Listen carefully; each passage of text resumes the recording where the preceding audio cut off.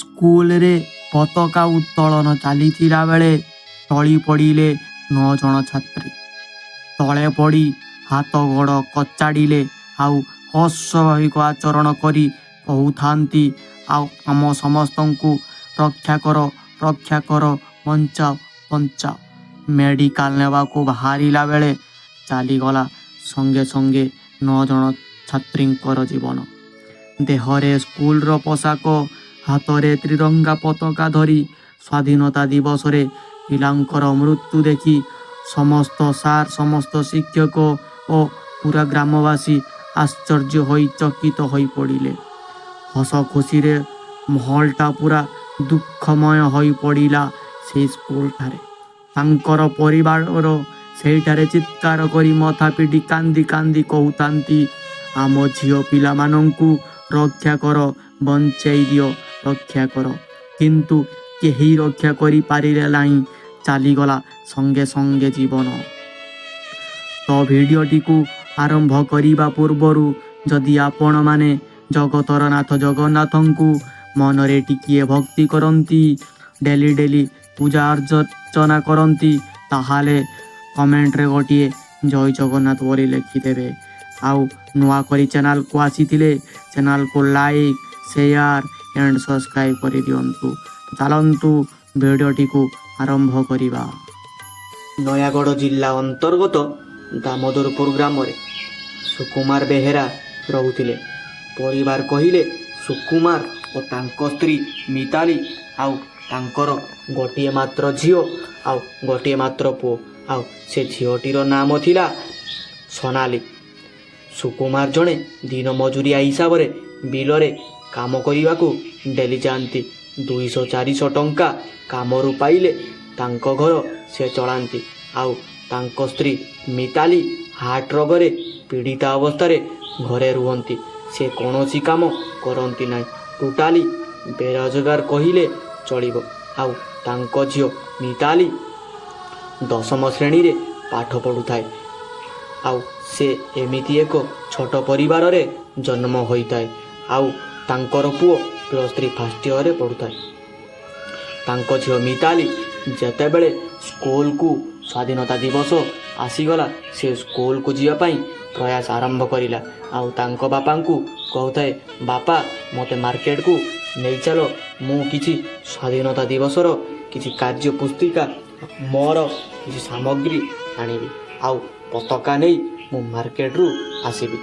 ତାଙ୍କ ବାପା କହିଲେ, ଝିଅ ମିତାଲି ତୁ କିଛି ସମୟ ପରେ ବାହାରି ପଡ଼, ଆମେ 2 ଜଣ ଖାଇସାରି ରେଡ଼ି ହେଇ ମାର୍କେଟକୁ ଯିବା, ଆଉ ତୋର କିଛି ଜିନିଷ ଆଣିବା, ଆଉ ମୋର ମାର୍କେଟରେ ବହୁତ କିଛି କାମ ଅଛି, ସେଠାରେ ମୁଁ ମୋର କାମ ସାରିବି, ଆଉ ତୁମେ ତୁମର ଜିନିଷପତ୍ର ନେଇ ସ୍ୱାଧୀନତା ଦିବସ ପାଇଁ କିଛି ଜିନିଷ ନେଇ ତୁମେ ଘରକୁ ପଳେଇ ଆସିବ।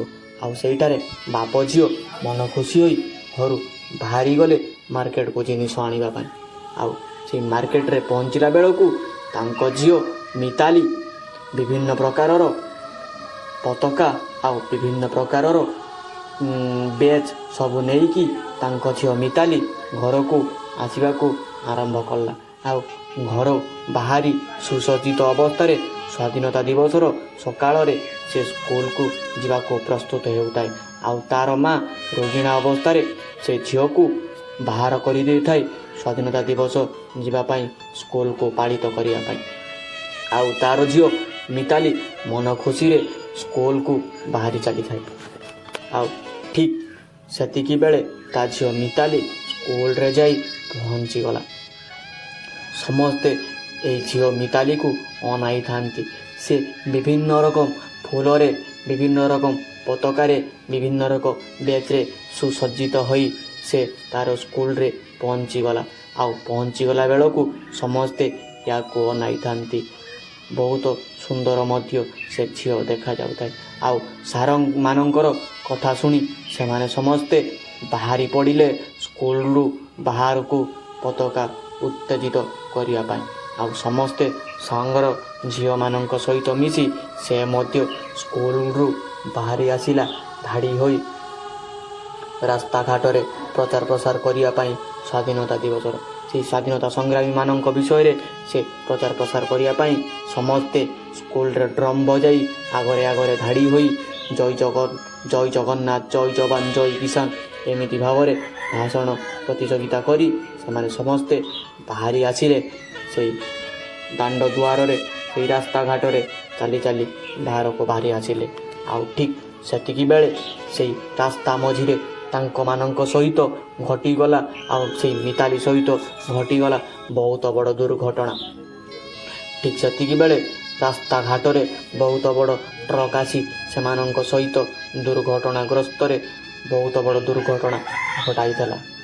ଠିକ୍ ସେତିକି ବେଳେ ସମସ୍ତେ ଭଅ ଭଅ ହୋଇ ଚିତ୍କାର କରି କାନ୍ଦିବାକୁ ଲାଗିଥାନ୍ତି ସେଇଠାରେ ଝିଅମାନେ, ଆଉ ତାଙ୍କର ଶିକ୍ଷକ ଶିକ୍ଷୟିତ୍ରୀମାନେ କାନ୍ଦି କାନ୍ଦି ଭଅ ଭଅ ହୋଇ ଚିତ୍କାର କରିବାକୁ ଲାଗିଥାନ୍ତି, ହେ ଆମ ପିଲାମାନଙ୍କୁ ରକ୍ଷା କର, ଆମ ପିଲାମାନଙ୍କୁ ରକ୍ଷା କର, ଆମ ପିଲାମାନଙ୍କୁ ରକ୍ଷା କର। ଆଉ ସେଇଠାରେ ସମସ୍ତେ ଚିତ୍କାର କରି ଝିଅମାନେ କହୁଥାନ୍ତି ଆମକୁ ରକ୍ଷା କର, ଆମକୁ ରକ୍ଷା କର, ଆମକୁ ରକ୍ଷା କର। ଠିକ୍ ସେତିକି ବେଳେ ଜଗନ୍ନାଥଙ୍କ ରୂପରେ ଗାଁର ସମସ୍ତ ଲୋକ ଦୌଡ଼ି ଆସି ତାଙ୍କ ପାଖରେ ରୁଣ୍ଡ ହୋଇଗଲେ। ଆଉ ସେଇଠାରେ ସେଇ ଝିଅମାନଙ୍କୁ ଡାକ୍ତରଖାନା ନେବାକୁ ପ୍ରୟାସ ଆରମ୍ଭ କଲେ। ଠିକ୍ ସେତିକି ବେଳେ ଆହୁରି ବହୁତ ବଡ଼ ଦୁର୍ଘଟଣା ତାଙ୍କ ସହିତ ଘଟିଗଲା। ସେଇଠାରେ ତାଙ୍କୁ 15 ମିନିଟ୍ରୁ ନେବା ଆଣିବା କରିବା ସମୟରେ ସେଇ 108 ଆମ୍ବୁଲାନ୍ସ ଆସିବା ପୂର୍ବରୁ ମିତାଲିର ଜୀବନ ଯାଉଥାଏ, ଧକ୍ ଧକ୍ ଛାତି, ଧକ୍ ଧକ୍ ଛାତି, ଧକ୍ ଧକ୍ ଛାତି ହେଉଥାଏ। ଠିକ୍ ସେତିକି ବେଳେ ସେଇ ମିତାଲି ସହିତ ବହୁତ ବଡ଼ ଦୁର୍ଘଟଣା ଘଟିଗଲା। ଭଗବାନ ରୂପରେ ଗୋଟିଏ ବାଳକ ଆସି ତାଙ୍କୁ ଟିକେ ଜଳ ପିଆଇ ତାଙ୍କ ହାତରୁ ମଥାରେ ସ୍ପର୍ଶ କରି କହୁଥାନ୍ତି ତୁମର କିଛି ହେବ ନାହିଁ, ତୁମର କିଛି ହେବ ନାହିଁ, ତୁମର କିଛି ହେବ ନାହିଁ। ଠିକ୍ ଆଉ କିଛି ସମୟ ପରେ ତୁମେ ସୁସ୍ଥ ଅବସ୍ଥାରେ, ସୁସ୍ଥ ନିରାଶରେ ହୋଇଯିବ। ଆଉ ଠିକ୍ ସେତିକି ବେଳେ ଆମ୍ବୁଲାନ୍ସ ଆସି ତାକୁ ନେଇଗଲେ ଡାକ୍ତରଖାନା। ଆଉ ସେଇଠାରେ ଡାକ୍ତରଖାନାରେ ପହଞ୍ଚିଲା ମାତ୍ରେ କିଛି ସମୟ ଗଲା ପରେ ସେଇ ଡାକ୍ତର ତାଙ୍କୁ କିଛି ମେଡ଼ିସିନ୍ ଲେଖିଦେଲେ, ଆଉ ଗୋଟିଏ ଟିଟାନାସ୍ ଦେଇଦେଲେ, ଆଉ ଗୋଟିଏ ଇଞ୍ଜେକ୍ସନ୍ ଦେଇ କହିଲେ ମିତାଲି ତୁମର ଆଉ କିଛି ହେବ ନାହିଁ, ତୁମର ଦେହ ବର୍ତ୍ତମାନ ସୁସ୍ଥ ଅବସ୍ଥାରେ ରହିଆସିଅଛି। ଆଉ ସେଇଠାରେ ସେ ତା'ର ବାପା ମା' ଡାକ୍ତରଙ୍କୁ କହିଲେ ହେ ଡାକ୍ତର ବାବୁ, ତୁମେ ନଥିଲେ ଆଉ ସେଇ ପିଲା ଯଦି ସେଠାରେ ନଥାନ୍ତା ଆମ ଝିଅକୁ କିଏ ବା ରକ୍ଷା କରିଥାନ୍ତା, ଆଉ ଏତେ ଡାକ୍ତରଖାନା ପର୍ଯ୍ୟନ୍ତ ଆମକୁ କିଏ ଆଣିଥାନ୍ତା। ସେ ଜଗତର ନାଥ ଜଗନ୍ନାଥ ଥିଲେ ବୋଲିକା ଆମ ଝିଅକୁ ଆମେ ଫେରି ପାଇଛୁ। ହେ ଜଗତର ନାଥ ଜଗନ୍ନାଥ, ତୁମର ଏ ଲୀଳା ମୋ ଝିଅକୁ ରକ୍ଷା କରିଥିବାରୁ ଆପଣଙ୍କୁ କୋଟି କୋଟି ଧନ୍ୟବାଦ। ଆଉ ସେଇଠାରେ ଭଅ ଭଅ ହୋଇ ଡାକ୍ତରଙ୍କ ପାଖରେ ଚିତ୍କାର ହୋଇ କାନ୍ଦିବାକୁ ଆରମ୍ଭ କରିଦେଲେ। ଆଉ ସେଇଠାରେ ଡାକ୍ତର କହିଲେ ତୁମେ ଜମା ବ୍ୟସ୍ତ ହୁଅ ନାହିଁ, ତୁମର ଝିଅ ସେଇଠାରେ ଭଲ ହୋଇଯିବ। ଆଉ କିଛି ସମୟ ମାତ୍ରେ ତାଙ୍କର ଝିଅ ମିତାଲି ସେଇଠାରେ ଭଲ ହୋଇଗଲା। ଆଉ ଖୁସି ଆନନ୍ଦରେ ଘରକୁ ଆସିଲା। ଆଉ ଖୁସି ଆନନ୍ଦରେ ସମସ୍ତ ପରିବାର ଖୁସିରେ ମନମୁଗ୍ଧ ହୋଇଗଲେ।